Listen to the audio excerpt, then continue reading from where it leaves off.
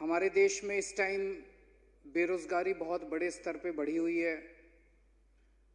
हमारे बच्चे बेरोजगार घूम रहे हैं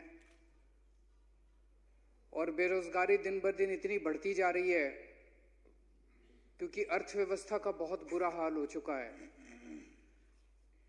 कि मुझे लगता है कि सारी सरकारों को मिलके इस वक्त बेरोजगारी और अर्थव्यवस्था की तरफ ध्यान देना चाहिए। ऐसे में जब हमारे सामने जनता की रियल समस्याएं हैं, उन समस्याओं को बाजू करके अगर हम एक काल्पनिक समस्या पैदा कर दें और सारा देश उसके अंदर उलझ जाए और सारे देश के अंदर उसको लेके हाहाकार मची हो, तो मुझे नहीं लगता ये देश हित की बात है। इससे देश की प्रगति नहीं हो सकती, इससे अपने बच्चों को नौकरी नहीं मिल सकती। सारा देश इस टाइम सीए, एनआरसी, एनपीआर, इसने ये कहा, उसने ये कहा, नागरिकता साबित करनी पड़ेगी। क्यों? इससे किसका फायदा हो रहा है? इससे देश आगे कैसे बढ़ेगा? मेरी तो ये समझ के बाहर है। एक ये मैं टीवी डिबेट्स में भी देखता हूं और कई बार कई लोग ये कह रहे हैं, भाई अभी तो एनआरसी का ड्राफ्ट ही नहीं आया, एनआरसी तो होने ही नहीं वाला। अध्यक्ष महोदय, 20 जून 2019 को राष्ट्रपति श्री कोविंद जी ने दोनों सदनों को जो जॉइंट एड्रेस किया था, उसमें उन्होंने साफ साफ कहा था, उन्हीं के शब्द में इस्तेमाल कर रहा हूं, मेरी सरकार ने यह तय किया है कि एनआरसी को प्राथमिकता के आधार पर अमल में लाया जाएगा। तो राष्ट्रपति तो इस देश के सर्वोच्च अथॉरिटी हैं। अगर राष्ट्रपति ने कहा है कि एनआरसी को लागू किया जाएगा तो एनआरसी को लागू किया जाएगा। हमारे देश के माननीय गृह मंत्री जी ने 10 दिसंबर को संसद के अंदर स्टेटमेंट दिया था। हम इस पर, उन्हीं के शब्द में इस्तेमाल कर रहा हूं, 10 दिसंबर को माननीय गृह मंत्री जी ने संसद में कहा था, हम इस पर बिल्कुल साफ हैं कि एनआरसी तो इस देश में होकर रहेगा। राष्ट्रपति जी ने कह दिया, माननीय गृह मंत्री जी ने कह दिया, तो फिर बचा क्या? अब ये कह रहे हैं भाई सीए अलग है, एनपीआर अलग है, एनआरसी अलग है। आपके कहने से तो नहीं होगा ना। अभी डिप्टी सीएम साहब ने बड़े अच्छे से एक्सप्लेन कर दिया कि कानून के अंदर किस तरह से ये सारे कानून एक दूसरे से इनका रिश्ता है। एनपीआर तो 2010 में भी हुआ था, तब तो कोई अफरा तफरी नहीं बची।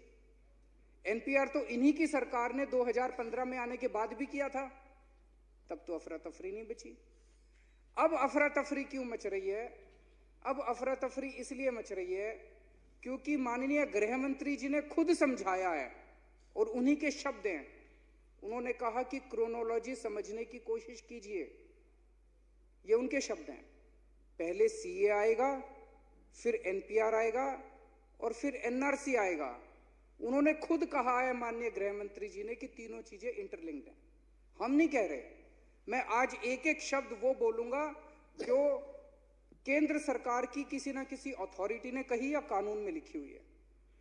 अब लोगों के अंदर चिंता इसलिए है कि इस पिछले 5 साल के दौरान लोगों ने आसाम के अंदर डिटेंशन सेंटर में क्या हुआ, आसाम में एनआरसी हुआ, आसाम में एनआरसी होने के बाद 19 लाख लोगों को सिटीजन नहीं है ये घोषित कर दिया गया और उनको डिटेंशन सेंटर में भेज दिया गया, उनको जेल में भेज दिया गया। और उन जेल में उन लोगों का क्या हाल हुआ ये सारे देश ने देखा। इसलिए अब देश के अंदर इस बात को लेकर चिंता है कि कहीं मेरा नाम भी तो एनआरसी में से गायब नहीं हो जाएगा, कहीं मैं भी तो डिटेंशन सेंटर में नहीं चला जाऊंगा। अब इसका प्रोसेस क्या है? इसका प्रोसेस ये है कि ये सेंट्रल गवर्नमेंट का कोई ना कोई अफसर आपके घर आएगा, आपको कहा जाएगा, जैसे अभी उप मुख्यमंत्री जी ने कहा कि आप अपनी नागरिकता साबित कीजिए, आप अपने कागज दिखाइए। अगर आप अपने कागज दिखा दोगे तो चाहे आप हिंदू हो, चाहे आप मुसलमान हो, चाहे आप किसी भी धर्म के हो, आप नागरिक हो गए। और अगर आप कागज नहीं दिखा पाओगे, तो अगर आप मुसलमान हो तो आप सीधे डिटेंशन सेंटर में जाओगे, और अगर आप हिंदू हो तो आपसे पूछा जाएगा पाकिस्तान से आए हो। अगर आप कहोगे हां पाकिस्तान से आया हूं, तो आपके सारे कागज बना देंगे, आपसे कुछ नहीं पूछा जाएगा, आपको नागरिकता दे दी जाएगी। अगर आप कहोगे नहीं मैं हिंदुस्तान में पैदा हुआ हिंदू हूं, तो कहेंगे आपके कागज नहीं बनाएंगे, आपको डिटेंशन सेंटर में भेज दिया जाएगा। बताओ भारत के हिंदुओं ने क्या कसूर कर दिया जी? भारत में पैदा हुए हिंदू, भारत, ये कानून मैं जितना पढ़ता हूं मुझे समझ नहीं आता कि ये कानून पाकिस्तान के हिंदुओं के लिए है और हिंदुस्तान के हिंदुओं के खिलाफ है। हिंदुस्तान के हिंदुओं को ये कहा जा रहा है, जिसके पास कागज नहीं होगा, और अधिकतर के पास कागज नहीं होगा, 90% से ज्यादा लोगों के पास कागज नहीं होगा, उनको कहा जाएगा कि तुम बोलो कि तुम पाकिस्तानी हो। हमारे देश के हिंदुओं को जबरदस्ती कहलवाया जाएगा तो बोलो तुम पाकिस्तानी हो। क्यों बोले पाकिस्तानी? हम नहीं बोल सकते, हम देशभक्त हैं, मर जाएंगे कट जाएंगे, हम नहीं बोल सकते हम पाकिस्तानी हैं। ये कैसा कानून है? ये कैसी सरकार है? ये कैसी आजाद भारत? जिन लोगों ने आजादी के लिए लड़ाई की थी, उन्होंने सपने में नहीं सोचा था 70 साल के बाद एक ऐसा टाइम आएगा जब देश की सरकार कहेगी, जबरदस्ती कहेगी, बोलो तुम पाकिस्तानी हो, नहीं तो तुमको डिटेंशन सेंटर में भेजेंगे। जो बोल देगा मैं पाकिस्तानी हूं, उसको नागरिकता दे दी जाएगी। जो कहेगा ना मैं हिंदुस्तानी हूं लेकिन मेरे पास कागज नहीं है, उसको डिटेंशन सेंटर में भेज देंगे।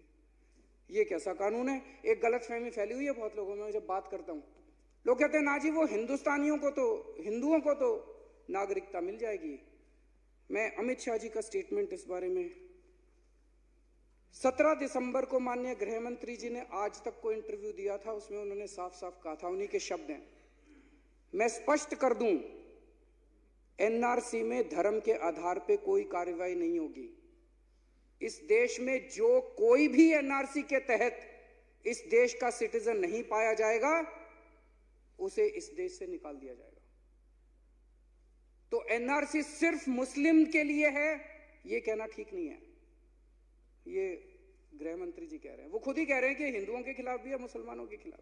तो जो हिंदू इस गलत फहमी में हैं कि उन लोगों को इसके अंदर सिटीजन, अगर उनके पास कागज नहीं हुए तो उनको नागरिक मिल जाएगी, उनको जिन हिंदुओं के पास कागज नहीं है, अगर वो एफिडेविट पे ये लिख के देंगे कि मैं पाकिस्तानी हूं, तभी नागरिकता मिलेगी।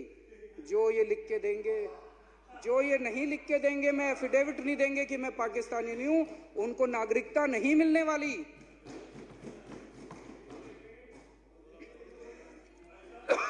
एक मिनट। ये कहा जा रहा है कि डॉक्यूमेंट्स नहीं मांगे जाएंगे। कल मैंने माननीय गृह मंत्री जी का बयान सुना पार्लियामेंट के अंदर। पार्लियामेंट में उन्होंने साफ कर दिया, एनपीआर के तहत जो एनपीआर की एक्सरसाइज शुरू हो रही है 1 अप्रैल से, उसमें डॉक्यूमेंट्स नहीं मांगे जाएंगे। उन्होंने ये नहीं कहा कि एनआरसी में डॉक्यूमेंट्स नहीं मांगे जाएंगे, एनपीआर में डॉक्यूमेंट्स नहीं मांगे जाएंगे। एनपीआर में इंफॉर्मेशन कलेक्ट की जाएगी, उस इंफॉर्मेशन के आधार पे बाद में एनआरसी होगा। तो कई लोग ये कह रहे हैं जी एनआरसी का ड्राफ्ट तो आ जाने दो। भाई साहब, जब चिड़िया चुग गई खेत, वो क्या कहावत है, अब पछताए होत क्या जब चिड़िया चुग गई खेत। अगर अभी एनपीआर हो गया तो उसके बाद कुछ नहीं बचेगा, फिर तो एनआरसी होके रहेगा। एनआरसी तो होना ही है। राष्ट्रपति जी ने कह दिया एनआरसी होगा, गृह मंत्री ने कह दिया एनआरसी होगा, एनआरसी तो होगा ही होगा। और एनआरसी कैसा होगा वो इस किताब में लिखा हुआ है। तो अब इसमें कोई दो राय नहीं बची है। तो डॉक्यूमेंट्स तो कल का उनका जो स्टेटमेंट है, उन्होंने कहा है कि एनपीआर में डॉक्यूमेंट्स नहीं मांगे जाएंगे। उन्होंने ये नहीं कहा एनआरसी में डॉक्यूमेंट्स नहीं मांगे। एनआरसी में तो डॉक्यूमेंट्स मांगे जाएंगे। और एनआरसी में कौन से डॉक्यूमेंट्स मांगे जाएंगे, ये भी गृह मंत्री जी का स्टेटमेंट है। 17 दिसंबर को अमित शाह जी ने टाइम्स नाउ को इंटरव्यू दिया था। टाइम्स नाउ की इंटरव्यू करने वाली ने पूछा उनसे, क्या आधार कार्ड माना जाएगा, क्या वोटर कार्ड माना जाएगा। उन्होंने कहा आधार वोटर कार्ड से नागरिकता तय नहीं होती है जी, आधार का अलग पर्पस होता है। ये डॉक्यूमेंट्स नहीं माने जाएंगे। डॉक्यूमेंट्स कौन से माने जाएंगे वो अभी डिप्टी सीएम साहब ने बता दिया, केवल और केवल एक ही डॉक्यूमेंट माना जाएगा, किसी भी सरकारी एजेंसी द्वारा जारी किया गया बर्थ सर्टिफिकेट, जन्म प्रमाण पत्र, किसी भी सरकारी एजेंसी द्वारा। सर, स्कूल वाला स्कूल लिविंग सर्टिफिकेट होता था, वो नहीं चलेगा। म्युनिसिपैलिटी का चलेगा या पंचायत का चलेगा, इसके अलावा कोई नहीं चलेगा। मेरे पास भी नहीं है, मेरे पास भी नहीं है। दिल्ली के मुख्यमंत्री के पास भी जन्म प्रमाण पत्र नहीं है साबित करने के लिए। मैंने आज सवेरे अपनी बीवी से पूछा, मेरी बीवी के पास भी नहीं है, मेरे माँ बाप के पास भी नहीं है। हमारे घर में 6 आदमी हैं, मैं, मेरी धर्मपत्नी, मेरे माता पिता और मेरे दोनों बच्चे। बच्चों के हैं, बच्चे दिल्ली में पैदा हुए थे, अस्पताल में पैदा हुए थे, म्युनिसिपैलिटी का सर्टिफिकेट है उनका। बाकी चारों के पास नहीं है हमारे पास वो सर्टिफिकेट जो ये मांग रहे हैं। तो क्या दिल्ली के मुख्यमंत्री के पूरे परिवार को डिटेंशन सेंटर में भेज दिया जाएगा? मनीष जी के पास नहीं है, अभी इन्होंने बताया। सत्येंद्र जैन के पास है, इनके पास भी नहीं है। गोपाल जी आपके पास है, गौतम जी आपके पास है, इमरान खान है, कैलाश जी, पूरी कैबिनेट के पास नहीं है। पूरी कैबिनेट, क्या पूरी दिल्ली की कैबिनेट डिटेंशन सेंटर में जाएगी? आपसे पूछना चाहता हूं स्पीकर साहब, आपके पास अगर? मेरे पास भी नहीं है। उनके पास भी, वाजपेयी जी के पास है कह रहे हैं। पूरे हमारे इतने विधायक हैं, जिसके पास है, एक मिनट ईमानदारी से, कल मैं राघव से पूछा था, इसके पास है, बता रहा था। जिसके पास है, विपक्ष समेत, जिसके पास सरकार द्वारा जारी किया गया जन्म प्रमाण पत्र है अपनी नागरिकता साबित करने के लिए, जरा हाथ खड़ा कर दो। 1 2 3 4 5 6 7 8 9 10। वो नहीं चलेगा, वो नहीं चल रहा, वो नहीं माना जाएगा, वो नहीं चलेगा, वो नहीं चलेगा भाई साहब। 70 लोगों की विधानसभा में 61 लोगों के पास जन्म प्रमाण पत्र नहीं है साबित करने के लिए कि हम इस देश के नागरिक हैं। केवल 9 लोगों के पास वो जन्म प्रमाण पत्र है। अब मैं इनमें से पूछना चाहता हूं, जब आपके घर में आएंगे, आपसे पूछेंगे, आपके पास कागज नहीं होगा, आप में से कितने लोग एफिडेविट देने को तैयार है कि आप पाकिस्तान से आए हो? अध्यक्ष महोदय, मर जाएंगे, कट जाएंगे, मिट जाएंगे, देश के साथ गद्दारी नहीं करेंगे। ये जो कह रहे हैं कि बोलो पाकिस्तानी हो तभी आपको नागरिकता देंगे, अध्यक्ष महोदय, पूरी जिंदगी डिटेंशन सेंटर में बिता देंगे, देश के साथ गद्दारी नहीं करेंगे किसी भी हालत। और ये केवल मैं नहीं कह रहा, मेरे देश का एक एक नागरिक, हमारे देश का, भारत का एक एक नागरिक कट जाएगा, मर जाएगा, लेकिन भारत के साथ गद्दारी नहीं करेगा कोई भी। और अध्यक्ष महोदय, मैं चैलेंज करता हूं, यूनियन कैबिनेट में पूछ लो कितनों के पास है, पार्लियामेंट वालों से पूछ लो कितनों के पास है। अभी एक और मुख्यमंत्री केसीआर थे शायद, मैं नाम भूल गया, उन्होंने कहा, बोले मेरे पास भी नहीं है। उन्होंने खुद कहा 3-4 दिन पहले, बोले अब मैं आत्महत्या कर लूं क्या, मेरे को डिटेंशन सेंटर में भेजोगे क्या? देश के अधिकतर मुख्यमंत्रियों के पास भी नहीं मिलने वाला ये वाला बर्थ सर्टिफिकेट। अब ये आसाम में जो एनआरसी हुआ, बहुत ही दर्दनाक हुआ। मैं केवल 4 उदाहरण आपके सामने रखना चाहता हूं ये दिखाने के लिए। एक शख्स हैं दुलाल चंद्र पॉल, बंगाली हिंदू हैं, 65 साल में हैं, 65 साल के हैं। इनको 11 अक्टूबर 2017 को, असम के रहने वाले हैं, मूलतः असम के रहने वाले हैं, इनके पास कागज नहीं थे और कागज ना होते हुए इनको 2 साल पहले डिटेंशन सेंटर में भेज दिया। 11 अक्टूबर 2017 को इनको डिटेंशन सेंटर में भेज दिया। 2 साल में इतनी बुरी हालत हुई इनकी डिटेंशन सेंटर में, अभी 13 अक्टूबर 2019 को इनकी मौत हो गई डिटेंशन सेंटर में।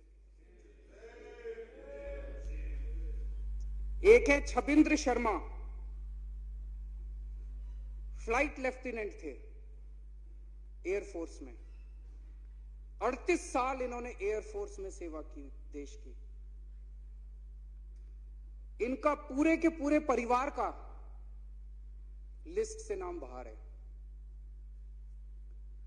28 फरवरी 2018 को ये फ्लाइट लेफ्टिनेंट के तौर पे रिटायर हुए और 30 जुलाई 2018 को जो लिस्ट निकली सिटीजन्स की, उस लिस्ट में इनका नाम नहीं था।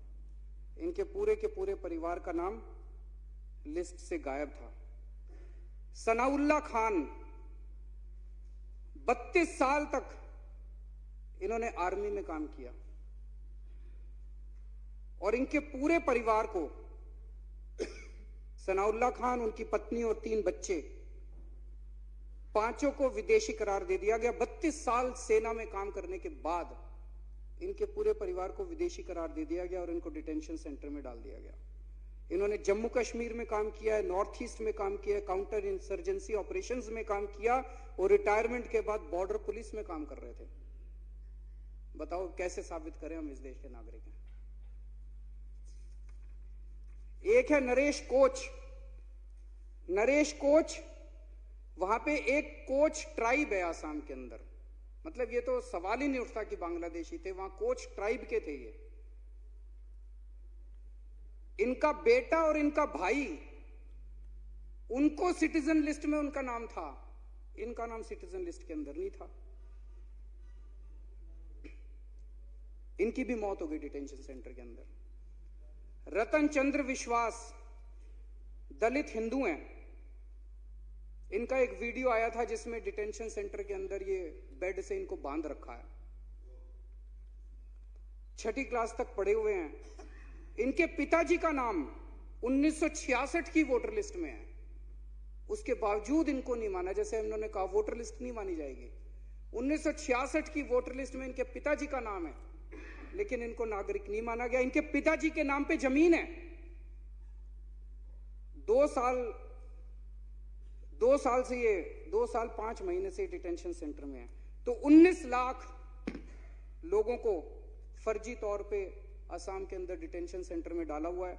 19 लाख लोगों को नागरिक नहीं है ऐसा करार दिया गया है, जिसमें 14 लाख हिंदू हैं, 5 लाख मुसलमान हैं। मैं सोच रहा था दिल्ली में 40 लाख पूर्वांचली रहते हैं, उत्तर प्रदेश और बिहार से आए हुए 40 लाख लोग हैं। अब ये सारे लोग अपने गांव में जाके कागज बनवाने जाएंगे, और कौन कागज बना के देगा? अब मैं अपने गांव में कागज बनवाने जाऊं, कौन? पहले जमाने में कहां अस्पताल में, तो मैं भी घर में ही पैदा हुआ था, सब घर में पैदा होते थे, दाई आया करती थी उन दिनों में। तो अब वो कौन सर्टिफिकेट बना के देगा? कहां से सर्टिफिकेट लेके जाएं? 11 राज्यों ने, आज दिल्ली समेत 11 राज्यों की विधानसभाओं ने प्रस्ताव पारित करके कहा है कि एनपीआर और एनआरसी लागू नहीं होना चाहिए। ये कोई छोटी बात नहीं है। 11 राज्य मतलब लगभग आधे भारतवर्ष ने कह दिया कि एनपीआर और एनआरसी लागू नहीं होना चाहिए। मध्य प्रदेश, राजस्थान, वेस्ट बंगाल, तमिलनाडु तो इन्हीं के अपने पार्टनर हैं, केरला, आंध्र प्रदेश और तेलंगाना दोनों इनके कभी हाँ कभी ना, कभी इनके पार्टनर होते हैं, कभी नहीं होते। पंजाब में अकाली दल भी इनके पार्टनर हैं, बिहार भी इनके पार्टनर हैं, पुडुचेरी, आज दिल्ली भी इसमें शामिल हो रहा है। तो इन सब विधानसभाओं ने प्रस्ताव पारित कर दिए कि ये कानून पास नहीं होना, ये लागू नहीं होना चाहिए। तो मेरी भी केंद्र सरकार से हाथ जोड़ के विनती है कि इस पूरे एनपीआर को और एनआरसी को विड्रॉ किया जाए और किसी भी हालत में इसको लागू नहीं किया जाए।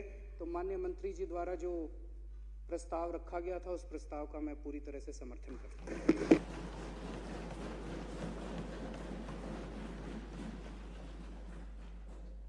अब श्री गोपाल राय जी, माननीय श्रम मंत्री द्वारा नियम 90 के तहत प्रस्तुत संकल्प सदन के सामने है।